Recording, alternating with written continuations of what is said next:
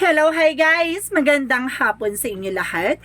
This is Shimper Masgari Channel, a faith healer, also matarder. So ngayong hapon, natatigyan natin ang nagsabisay na ating mga gabay. This is a weekly gabay for the month of January 4 hanggang January 10 for the sign of Libra. So Libra, welcome to my channel.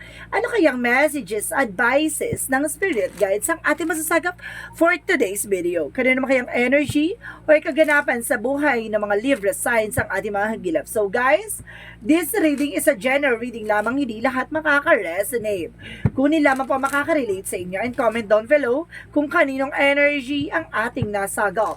And of course, don't forget to like and subscribe my channel and hit notification bell for more videos update. And of course, maraming salamat po sa mga walang sawang pagsuporta sa aking channel, lalo na hindi nag-i-skip ng ads. Naway pagpalain po kayo ng Diyos at may kapal, siksik liglig na gumapaw ang biyaya manumbalik sa inyo. And of course, umpisahan na natin ang laban for the sign of Libra. Angel Spirit Messages, give me an information. Ano kaya ang mensahe ng ating mga gabay for the sign of Libra? So, ano kaganapan sa buhay mo ang ating mga hagila? So, there is a page of Pentacles. So, there's a new ideas and new plans and that brings you a manifestation. No, may mga bagay na mamamanifest ka dito. There's a financial opportunity coming in for you. And of course, there is something loyal and faithful. And there is an information na maghahatid sa iyo ng mensahe, no, about sa finances. And of course, there is a 5 of Wands. So, there's a conflict, no? Sinasabi dito, there's a competitors or competitions or something complication. So, let's see what is the additional messages. So, there's a page of cup. Listen to your intuition and listen to your gut feeling. Na makikinig ka sa nararamdaman mo, sa inner voice mo rather. So, may mga bagay dito na parang ipinapaalam sa iyo. And of course, there's a wheel of fortune. There's a destiny is yours. Ang swerte ay papasok na. And the wheel of fortune represent a good luck at faith and life cycle. So, may mga pagbabago magaganap dito. So, let's see what is additional messages for Angel Spirit Guides. So, there's a Queen of Swords. So, there is a big picture. So, ibig sabihin dito may mga bagay na parang nakikita mo na, no? Yung possibilities or yung cause and effect ng situation. So, parang nakikita mo na kagad yung mga mangyayaring, no? Yung parang instances or something, possibilities. No? So, let's see what is additional messages. And because there's a higher fund, so there's a lesson learned. May mga bagay ka na dapat natutunan dito, no? At kailangan mo i-clear yung boundaries dito. Na sa ganon, kumbaga, wala na magkaroon ng complication. Okay? So, let's see what is the Page of Pentacles. Kasi ang nangyayari, kasi kumbaga nagiging, kumbaga, returning into cycle, no? Parang umuulit lang yung sistema, no? Umuulit lang yung kaganapan sa buhay mo. And of course, the Page of Pentacles is a King of Swords, no? May mga bagay na kailangan mo ng putulin or kumbaga itong bagay na to ay magbibigay sa'yo ng kaliwanagan, na mental clarity. And of course, parang yung katotohanan dito ay para magtutulak sa'yo para, 'di ba, putulin yung anumang kaugnayan, anumang bagay-bagay na alam mong hindi mo na ma-manifest or something na hindi mo nagagawa, no? Kumbaga may mga plano ka or may mga bagay na kailangan mong baguhin, ganon. So, let's see what is the 5 of Wands. Ito yung nagbibigay complication na kailangan mo, no? Kumbaga sinasabi ng 10 of Wands, so yung complication na tumaaring itong yung mga responsibilities or something obligation. So sinasabi dito, there's a perseverance, there's a final push, no? Kumbaga konting tiyaga pa, no? Sinasabi sa dito na maaari na matapos, there's a last stand or something na kailangan mong kumbaga, kumapit pa. Kasi, sinasabi sa dito na maaaring may mga bagay lang talaga na kailangan mo muna pagdaanan. Nagsagana na kailangan mo rin mag-set ng boundaries. Nagsagana maging balance ang situation, no? So, kailangan mo syempre siguro na kausapin yung person mo or either yung mga relatives mo na kailangan mo kailangan nila makipagtulungan sa iyo, no? Huwag yung asa ng asa lang sa iyo. And of course, there's Queen of Cups, so there's a healing. So, ito yung thoughts and of course sa intuitions mo na kumbaga kapag nag-vocal ka sa kanila, so mauunawaan nila yon, nang sa ganun magiging balance na hindi na yung parang 'di ba sa iyo lahat ng eksena tapos wala pang limitation, so 'di ba lahat ng kaganapan sa iyo ang bagsak ng stress. And of course there's a death card, so there's an ending and a new beginning, and destiny is yours. So hindi magbabago yung cycle ng buhay mo nang hindi magsisimula sa iyo. And the death card kasi is may mga bagay na kailangan mong tapusin bago magsimula ang panibagong chapter. No, there's a cycle na kailangan mo na talagang putulin yon, no? Ibig sabihin it's either kailangan baguhin nang sa ganun hindi na pa ulit-ulit yung kaganapan sa buhay mo. So let's see what is the Queen of Swords. Mamaya, trabaho ka ng trabaho, ganito, ganyan, hirap ka ng hirap sa ganito. Tapos ganun na kumbaga sinasayang lang yung mga pinaghirapan mo or either hindi nakikipagtulungan. Ang pangit ang ganun situation. And the lovers represent dito na parang there's a divine love or deep soul connection na kailangan i-clear mo din yung boundaries nyo ng relationship nyo, ay request ng inyong asawa, ng inyong kumbaga partner, kasi anang sa gano'n kumbaga baka magkaroon ng epekto din sa inyo kapag nalalaman, kapag kumbaga pag hindi nyo nagkakaroon kayo ng kumbaga heart to conversation with your partner na kumbaga yung family mo maasa sa iyo tapos siya gato ganyan, no, parang 'di ba kumbaga kailangan makita rin ng partner mo na hindi lahat at hindi sa lahat sa iyo ang salo. Hindi lahat na kumbaga unti-unti ka nang kumakawala sa obligasyon. No, kailangan nagkakaroon din sila ng ng parang motivation sa sarili nila para kung sakaling mag-end na yung kumbaga pagtulong mo, kumbaga kaya nila nang tumayo sa sarili nilang mga paa. Kumbaga it's either bigyan mo ng negosyo or bigyan mo ng pagkakakitaan. Kumbaga kung hindi pa kumbaga nag-aaral lahat or something na hindi pa kaya magtrabaho or hindi pa kaya magnegosyo. So, kumbaga there's a possible na kailangan mong mag-isipan na kung paano mo dadagdagan resource of income mo. So, let's see what is the higher part. And of course, there's a 5 of cups. So, there's a something regret or something failure. Yun yung nagaganap dito na yung pagkakamali, no, nauulit maganap at nauulit yung pagkakamali, mangyari ulit. No, maulit yung pagkakamali. And because there's a higher fund, there's a lesson learned, may mga bagay na kailangan mo matutunan, na kailangan mo talagang natutunan na dapat from the past. So, let's see what is the Page of Pentacles and the King of Swords. And of course, there's a 2 of Wands. So, there's a 2 path. So, there's a first step and something, kumbaga choices na kailangan mo pagpilian dito, no? So, let's see what is the 5 of Wands, the 10 of Wands, and the 9 of Wands. So, there's a Knight of Pentacles. So, there's a security, there's a slow and steady, no? Kumbaga, hindi naman niya mabibigla no? Kumbaga, sinasabi sa'yo dito, kailangan unti-unti lang, 'di ba? Unti-unti nilang nauunawaan, unti-unti din sila 'di ba, na kumbaga tumutulong sa eksena, hindi yung ikaw lagi yung gumagawa ng kaganapan sa buhay nyo or sa family nyo. Kasi, kumbaga, kung ikaw lang wala, mapuputol talaga yung kumbaga, may hihirapan ka. Kasi kung ikaw sa sarili mo, hindi mo pa kayang tulungan yung sarili mo, bakit ka tutulong ng 'di ba? Ibig sabihin dito, dapat kaya mo na munang tulungan yung sarili mo nang sa ganun, kumbaga handa kang tumulong din sa kanila. Kasi mamaya, at the end of the time, naging okay na sila, tapos ikaw hindi ka pa okay, tapos hindi ka pa stable. Tapos dumating yung time na yung age mo is hindi mo na kaya magtrabaho o hindi mo na kayang kumilos, 'di ba?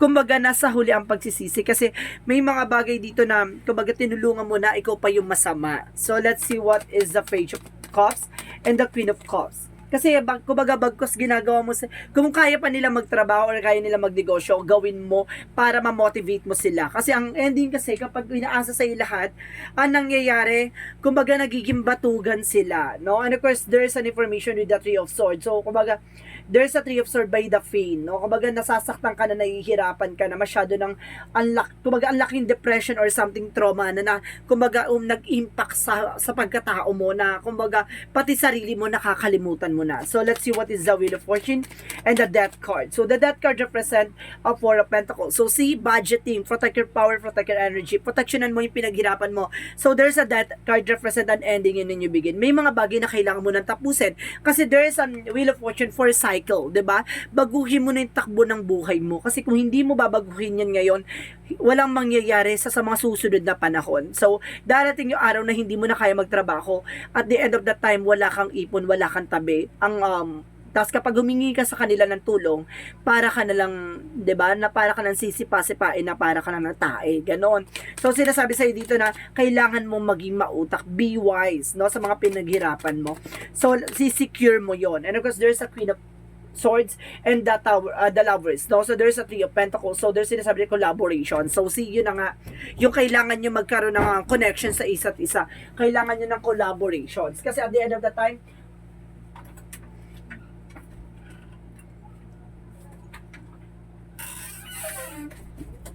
so at the end of the time kasi ikaw yung mahihirapan dito, 'di ba? Kung hindi walang teamwork or something, 'di ba? Natulong galing sa kanila, ganun. Kumbaga ikaw lang din ang mahihirapan sa huli. So let's see what is the Hierophant and the Five of Pentacles. So there's a Seven of Cups. So there's a lot of opportunities and choices. So ibig sabihin choices mo yan eh. Kaya ka na dyan sa situation kasi choices mo yan. Pero kumbaga yung choices na yan, mababago mo yan. At kumbaga mababago mo rin yung takbo ng buhay mo. Depende sa'yo. 'Di ba? Kung hindi mo i-let go yung mga bagay-bagay, walang mangyayari. So let's see what is the magical fairy mess. What is the outcome? Sorry. What is the outcome?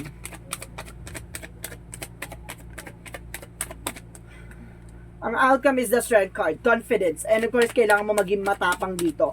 And the Three of Cups na there's a celebration, no? There's a collaboration. And of course, a circle of support, no? Marami kasi sinusuportahan talaga with the Six of Swords. Transition. Kailangan mo ng babago at living behind situations and accepting lessons. So, may mga bagay na kailangan mong dumistansya, na kailangan mong tanggapin yung, kumbaga, yung lesson o yung natutunan mo dun sa nangyari sa'yo from the past. So, let's see what is additional messages for career. So, sa career is the Ace of Wands. So, there's a new beginning and new project, new opportunities coming in for you. Now, may bagong eksena dito at magkakaroon ka ng growth and expansion. And of course, isa dito with the Tower moment. So, there's a big changes coming in for you. Nasa sa'yo na yun is Tower moment represent a builder or something destroy. No? Nasa sa'yo kung sisirain mo yung kumbaga ang buhay mo or bubuuin mo ulit. And of course, the Judgment represent a leap of faith. Kumbaga, a leap of faith for full card, and of course, the Judgment is awakening. So, sinasabi dito na, kumbaga, gisingin mo yung sarili mo sa katotohanan. 'Di ba? Being, kumbaga, nandito tayo sa ginagalawan natin na sitwasyon na, 'di ba? Hindi na tayo yung katulad dati o mga panahon pa na mga panahon ng kopong-kopong na 'di ba? Kumbaga kapag tinulungan mo, mayroon silang may utang na loob, marunong tumanaw na. Ngayon kasi mga some of the persons kasi ngayon, kumbaga tinulungan mo na sila pa yung galit sa'yo or something, ikaw pa yung masama. Ganun na yung tao ngayon. At sinasabi sa'yo dito na kailangan mong mag-take ng action sa sarili mo and final decision. So, dapat parang inner calling to sa'yo, inner calling that there's a new beginning coming in for you. So, let's see what is the magical fairy messages for career. Meron pa pala tayo for love life. For love life, so there's a Six of Wands. So there's a victory and success, and of course the Nine of Cups. So there's an kumbaga there's a kasal or something, engagement. So there's a success, no? Pagdating sa love life, magsasuccess ka. No, tinutulungan ka nitong tao na to. And of course, there is a Seven of Wands. Protectionan mo lang. Kasi maaaring mawala sa'yo. Kasi kung hindi mo ito poprotectionan yung tao na to na on the first place, tinulungan ka, kumbaga, sumuporta sa'yo. Tapos at the end of the time, kumbaga, nagkakaroon na ng complication dahil sa family-related or control issues about sa family. So, kailangan mo pag-protectionan yung love life mo. Kasi kung hindi mo poprotectionan, lahat mawawala sa'yo. Let's see what is additional messages for health. Sa health mo is the Ace of Swords, no? There's a breakthrough and the Two of Cups. So there's an information dito maaaring kumbaga naliliwanagan ka na about sa health, about sa partnership na kumbaga itong tao na to yung parang kagalingan mo. Itong tao na to yung taong mahal mo, yung taong kumbaga nagbibigay motivation sa'yo kaya para lahat ng mga bagay-bagay na gagawa mo. So let's see what is the magical fairy messages. For magical fairy messages, so, express your individuality. Allow your true self to shine because you're awesome. So, ibig sabihin dito, ipakita mo sa sarili mo na, kumbaga, ipakita mo sa kanila, even yourself, no? Na kaya mong, kumbaga, mamamayagpag or kaya mong kuminang. Ganon. No, kaya mong, kumbaga, makabangon at kaya mong makaahon or kaya mong mabago yung buhay mo. So, let's see what is additional messages for angel spirit guides. And of course, sinasabi dito guys, there's an imagination. So, yung pagiging creative mo, no, gamitin mo yan para, diba, nang sa ganun, gumanda pa yung lalo yung eksena mo. So, let's see what is the Yin and Yang Oracle card. For Yin and Yang Oracle card, get mo information. Angel Spirit Guide, please give me information. For yin and yang oracle card, there's a presence, so abundance. So ibig sabihin talaga may kasaganahan talaga from the present moment, no? Yung magaganap na to na current situation mo magiging abundance ka. And of course, there's a messages and travel. So some of you, there's a communication, travel, and of course messages ka matatanggap. And of course, there's a party. So there's a third party talaga na malaking factor talaga yung third party sa iyo. No, yun kaya hindi ka nag-grow at walang expansion na nagaganap kasi dahil dyan sa, 'di ba, obligations mo. So let's see what is additional messages. And of course, there's a joy, no? Kumbaga maging masaya ka, and of course, there's an insecurity. Maraming naiinggit sa'yo. Maraming, kumbaga, lihim na inggit sa'yo. No, mag-ingat lang. And of course, let's see what is additional messages. Kasi napakabait mo, parang ganun lang, naiinggit sa'yo kasi mabait ka, gato ganyan, no? So, let's see what is additional messages. So, there's a builder. No? Palakasin mo yung pundasyon mo. No? At kumbaga hanggat mababago papabayo yung sitwasyon mo, baguhin mo na. And of course, there's a book. No? Kumbaga yung chapter na to ay para sa'yo. So, let's see what is Archangel Michael messages. And of course, there is a write about your thought and feelings. So, tama yung hinala mo. Tama yung nararamdaman mo. And God is in charge, no? So, ang ating Panginoon, kumbaga, binibigyan ka ng mensahe na kailangan mong kumbaga, kailangan mo nang baguhin ang sitwasyon. Kasi, hindi mo sila tinutulungan eh. Tinutulungan mo sila maging tamad. Tinuturuan mo sila maging tamad. And of course, there's a watch your children, or your children is watch over by angels. So, some of you, kung may mga anak ka, may mga kapatid kang maliliit, so, ibig sabihin dito, ginagabayan daw ng ating angel spirit guides. So, let's see what is the Romance angels. Religious factor. So some of you are also religious, no? Your love life is influenced by your religious bringing and spiritual path. So ibig sabihin dito, maaaring Catholic ka or some of you na may pinaniniwalaan ka about kay God. No? So let's see what is the Montology. So let's see, there's your hard work is paying off. Maaaring may mga pinaghirapan mo na andito na yung kumbaga yung paying off, no, yung kabayaran or something resolved. Okay, and of course, a personal issue reaches resolution. Masusolusyonan niya yung mga problema pinagdaanan mo or pagdadaanan mo. So, let's see what is additional messages for angel spirit guides. And of course, there's new waxing moon for expansion, inner self. So, magkaroon ka ng sa sarili mo, no? Kumbaga, kailangan mong mahalin yung sarili mo at kailangan mo mag-invest sa sarili mo. And there's a journey, no? Kumbaga, kasama talaga siya there's a travel. May travel ka talaga dito, laking factor, may travel ka, ha? So, let's see what is additional messages. So, there's a star keeper for stay on the ground. No? Kumbaga, panatiliin mo kung ano man yung yung kinasanayan mo. Or some of you, yung mga, kumbaga wag ka magmamataas, ganon. And of course, the void, stop. See, I told you, kailangan mong hintuin at kailangan mo na itigil. 'Di ba? Yung mga bagay na kailangan mong itigil. So, let's see what is the energy. Sinasabi ng energy is Archangel Ariel about sa finances. Second chakra. So, tinutulungan ka ating Archangel Ariel about sa finances. A woman na holding a coin. So, some of you, if you were a woman, so, Libra women, so, sinasabi sa dito, ikaw may hawak ng finances. If you were Libra man, yung person may hawak ng finances. And of course, the thinking woman, meron ditong nag-iisip, no, na-stress or something, nag-overthink or paranoid or tamang hinala. So, let's see what is Archangel Raphael. There's an have faith. So, sinasabi dito, magtiwala ka kay God. And yes, no? Ang sagot sa katanungan mo about kay Archangel is yes. So, let's see what is Jesus loving quotes. So, sinasabi dito, let your heart be troubled, neither let be afraid. Pwede kang matakot, pero wag mong hayaan yung puso mo yung maguluhan sa sitwasyon mo. 'Di ba? Panatiliin mong magmahal at panatiliin mong gawin yung tama kaysa sa mali. 'Di ba?